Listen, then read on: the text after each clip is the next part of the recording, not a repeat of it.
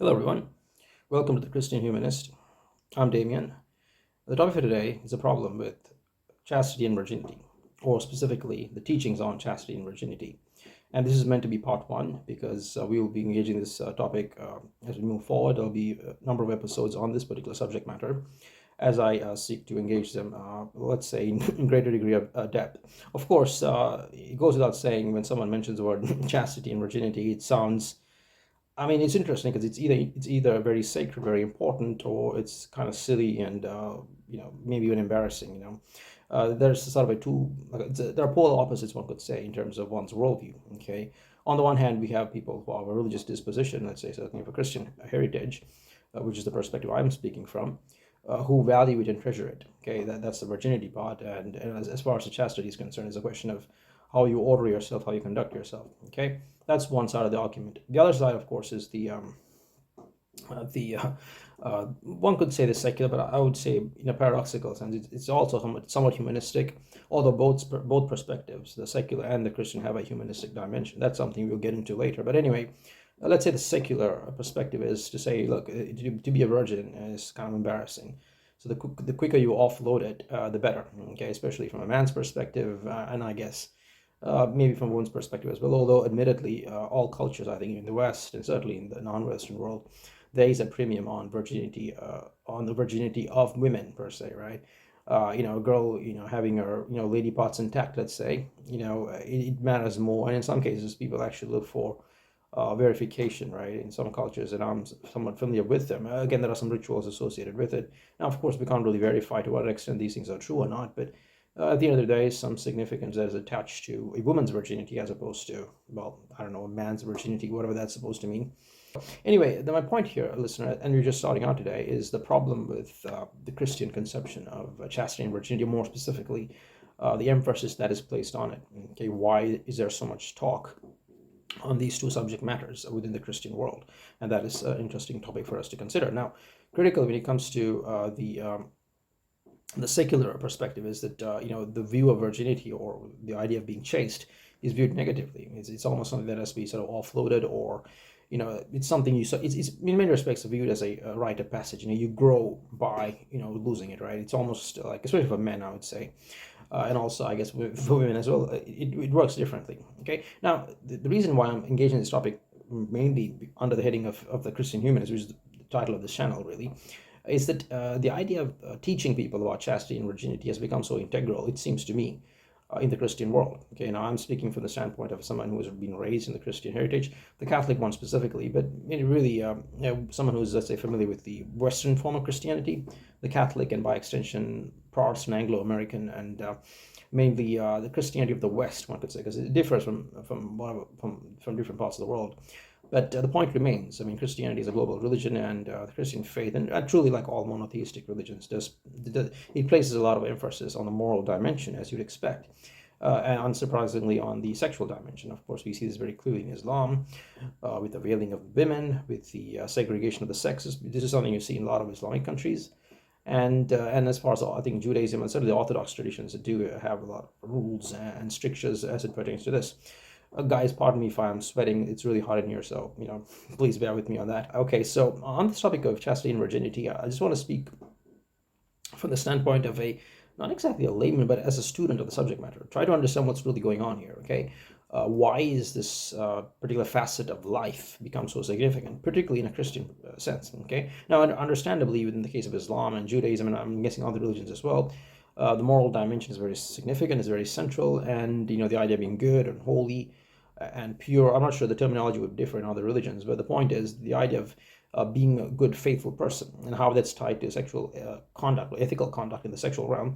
That certainly holds sway. Now, in Christianity, okay, it's a bit different. Okay, there's more to this idea, or it's probably not as significant within the Christian worldview. Okay, and that is something for us to consider. Now, again, the reason is, again, as a student of the faith, as someone who's been looking at this from a Christian perspective, I've come to notice the urgency, okay, or the insistence, okay, or the really emphasis that has been placed on this particular subject matter. Okay, that is to say, whenever someone, let's say in a Christian congregation or in a Christian group, particularly youth group, particularly in religious circles, I've seen many times, and of course even during the Sunday Mass, whenever topics correspond to things like the family and so on, the church and community, the chastity virginity dimension keeps cropping up time and again. And in fact, increasingly now I've seen in certain Christian circles, I think irrespective of what other denomination, whether it's Protestant or Catholic, we have these dedicated groups for men and women. Okay, so gender specific, gatherings, which just supposed to help one group of people, in this case men or women, or young women presumably, the unmarried ones, let's say.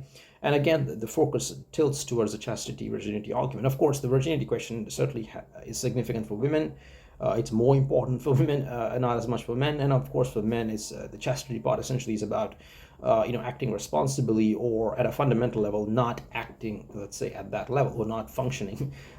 Now, again, to be clear, this is not a debate on the moral teachings themselves. That is to say, I'm not here to dispute whether teachings on chastity and virginity are bad, or if they are wrong, or we should, dispute them, or that we should get rid of them, whether we should, do away with them.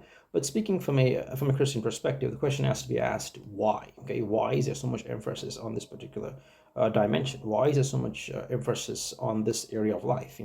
Why does the teachings about Christianity, about God, okay, have to almost necessarily, almost compulsively, almost logically, one could say, move or tilt towards this particular subject matter? Okay, and that is something for us to consider. Okay, it's an open-ended question, guys. I mean, really, and especially from a Christian perspective. Okay, and critically in relation to what it means to be a Christian. Okay, I think there's more to the idea of what a good Christian is. Okay, as opposed to someone who is not a good Christian. I think the tendency to view a good Christian, or a Christian life that is acceptable, okay, under the heading of chastity and virginity, it seems somewhat pushed forward, or forced, or insisted upon. Okay, and that is also an interesting aspect, especially in relation to what Christianity is. Okay, so I'm just putting these things out there for the listener to consider, because I don't want to get too deep into the subject matter, because this is, after all, part one.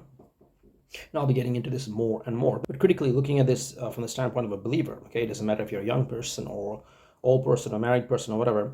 The question has to be asked: why is there so much emphasis on this subject matter? Okay, why can't we just teach Christianity? Why can't we just teach the teachings of God, or just speak about Jesus Christ, or anything really? But why do we have to tilt or shift the narrative, so to speak, towards this particular subject matter? Okay, and quite frankly, it's almost got to a point where if moment someone talks about Christianity or God, for the layman, for the non-believer, for someone who's not practicing the faith, it's like immediately the mind goes, oh boy, here's someone who's going to, at some point in the course of this conversation, is going to bring up chastity or virginity, or something along those lines. Okay, let's just say some Christian couple, and they're talking to you, and they might bring up the fact that they were chaste, supposedly, or the girl might say, oh, I was a virgin till I met my husband, or something, or the guy would say, oh, I was totally good, I didn't mess around until I met my future wife, and something like that. Okay, you can almost expect it's going to roll off their tongue. And then you have other examples of say people who are, let's say, going in mission, okay, missionary people,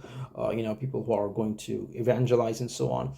You can almost sense what the guy's going to say next. He's going to talk about God or Jesus and whatnot, and then he's going to bring up his moral convictions, and why he is committed to a life of chastity and so on. It's almost predictable at this stage, and there's something about it, okay, something peculiar, and dare I say something, as we shall see, problematic. Okay, and this is something for you to consider. So again, to be clear, and I cannot stress this point enough, there is nothing necessarily wrong with the teachings itself. I mean, the teachings themselves, that is to say that teachings on good ethical conduct, on sexual norm, like for example adultery, is very serious. I mean, it's a legal contract as well, it's a spiritual one, and infidelity really messes that up. But again, fine, we agree with the fundamentals, but why is this insistence? Okay, why is this urge to keep pushing at that level? Okay, there are many other sins that are out there. I think I mentioned this in my previous video, and on bad Catholic dating advice. There are many ways the human person can go wrong. The sexual realm is just one of it. Okay, well, this is not very serious, but it is something for us to consider. Okay, but coming back to the question about Christian life and people who supposedly manifest the Christian ethic, right? Whether it's someone who's being an evangelist, someone who's married in the church, some Christian couple, someone who's very faithful, in their relationship with God, whatever. The tendency to get hung up on the sexual question. Okay, it's almost difficult for us to have a serious conversation about God, about faith, about morality, etc., without the person in question, i.e., the person who's representing Christianity, somehow project themselves or position themselves as a virgin, or as a chaste person, or someone who's apparently faithful to their spouse, someone who's, the only person they're sleeping with, to put it bluntly, is the person they're married to. Okay, we get this sensibility, we get this sort of a subtle hint. Okay, even before the person speaks, just someone says, I'm Christian, and then say, oh boy, yeah, we know what's coming next. Okay, some girl comes up on stage and talks about, I'm a follower of Jesus, I believe in Jesus, and then yeah, by the way, I held off till I got married. We can, it's and the reason I'm bringing this up, listener, is not to question the people themselves, or I may do that as well, but to pose the question to you. Okay, why is this happening? Okay, why is Christianity, which is the global belief system, the belief system that's supposed to connect man with God and the magnificence of our creation, and why is it somehow now being reduced to this, now I'm using the word carefully, by the way, to this moralistic dimension of someone's sexual proclivities or sexual escapades or sexual experiences, or the lack thereof, and clearly that is something for us to consider. Okay, I just want to sort of hit on these topics lightly, because we'll be getting into them as we move forward, but it is a question we have to ask. I mean, why has Christianity become so associated with this specific dimension, okay, in terms of what people's sexual proclivities, as opposed to whether they even exist in the first place, okay? Because presumably a lot of the people who are living a chaste life, who are being virgins till they get married, overall, even if they don't, for that matter, you have to ask yourself, what are they doing? Okay, is that all their life is, and what is driving them? Okay, and that is something for us to consider. And I'll just throw this quick example for the listener, because just a quick point. I'm going to close the video now. Is I remember once I was at this Christian group, right? It was almost a decade and a half ago, really, where they call for some missionaries, right? Someone to stand up and help people in the Christian world, whatever.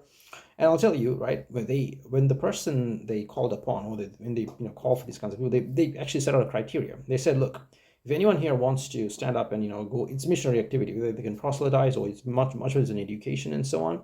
And they insisted very clearly that the person in question, okay, if they are male, if they are female, okay, that the person has to be, okay, you're ready for it, needs to have the V card, okay, they need to have it, okay. In other words, anyone who's not a V, they should not be eligible for this endeavor. They cannot get up and commit themselves to helping people. It's missionary activity, and presumably in the developing world. And it's funny. I was just thinking, if you want to serve God, right? If you want to do God's will, help people, educate people, do whatever, that cannot be, or that need not be, a prerequisite. Okay, maybe there is a good reason for it, but it is something for us to consider. Okay, all right, folks. I don't want to speak too much on this. I think the listener may have an idea as to where I'm going with this, because this is just the first video.